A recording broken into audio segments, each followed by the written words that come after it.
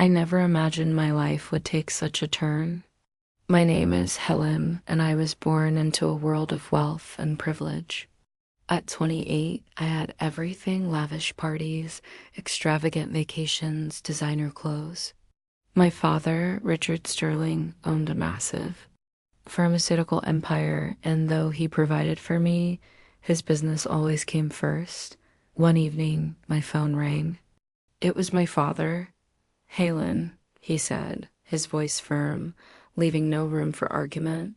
"I'm sending you an address. Someone is waiting for you there. You must meet him." I frowned. "Dad, I have plans tonight." "This is important," he interrupted. "Don't say no." I sighed. Defying him was not an option. With reluctance, I agreed. That night, I arrived at a luxurious restaurant, my heart heavy with reluctance. A man in his mid-40s sat at a reserved table, dressed impeccably in a tailored suit, exuding power and confidence. As I approached, he stood up, extending his hand. "I'm Harry Donovan," he introduced himself. "It's a pleasure to meet you." I forced a polite smile and took my seat. The evening dragged on as we exchanged pleasantries over dinner. Harry was wealthy, richer than even my father. He owned the largest pharmaceutical company in the state. Yet, despite his wealth, I felt no connection to him. When I returned home, I hoped the meeting was just another one of my father's business moves. But I was wrong.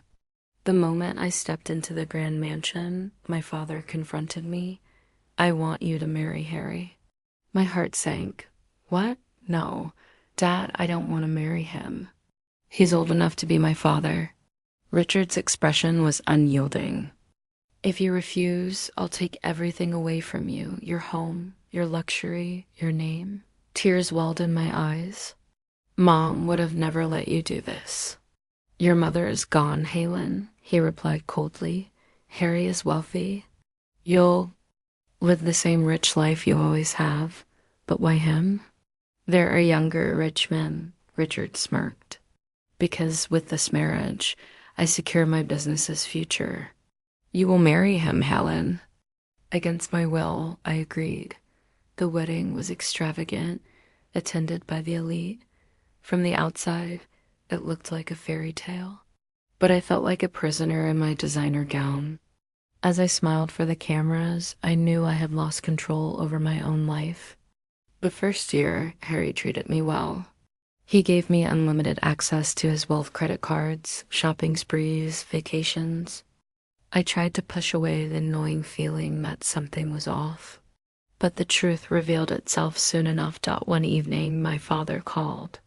"Helen, I need you to convince Harry to sign a partnership deal with my company."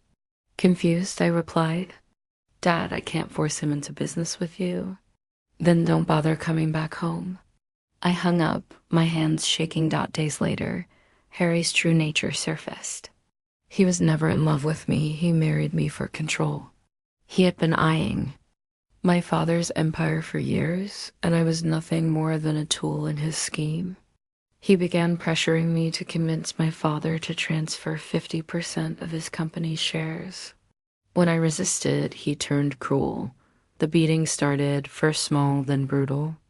My cries for help were met with silence. My father refused to take me back unless I could secure the deal, and I had no escape.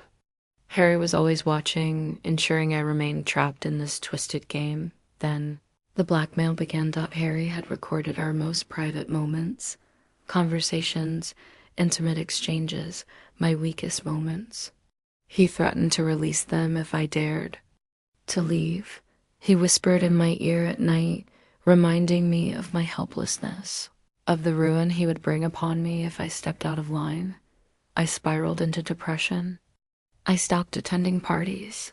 My once vibrant life faded into darkness. Each night, I wept, contemplating ending it all. But deep inside, a small voice urged me to fight.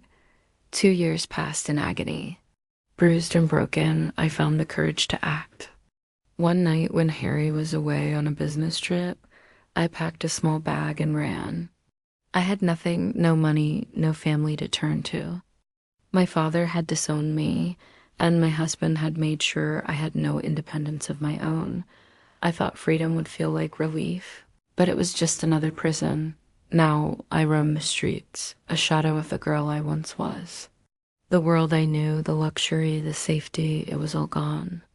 I sleep on benches, scavenge for food, and live in fear that Harry's reach might still find me. But as I look ahead, I vow to rise again, not as a rich man's daughter, not as a pawn in a business deal, but as a woman who owns her destiny. Even in the darkest abyss, I will find a way to reclaim my life. And one day, I will make them pay for what they did to me. To make matters worse, my father had remarried. His new wife despised me, ensuring I was never welcome back in the house I once called home. He had already taken all my shares in the company, stripping me of any claim to the empire my mother would have wanted me to inherit. The betrayal cut deeper than any wound Harry had ever inflicted. I was alone, abandoned by the very man who once promised to protect me.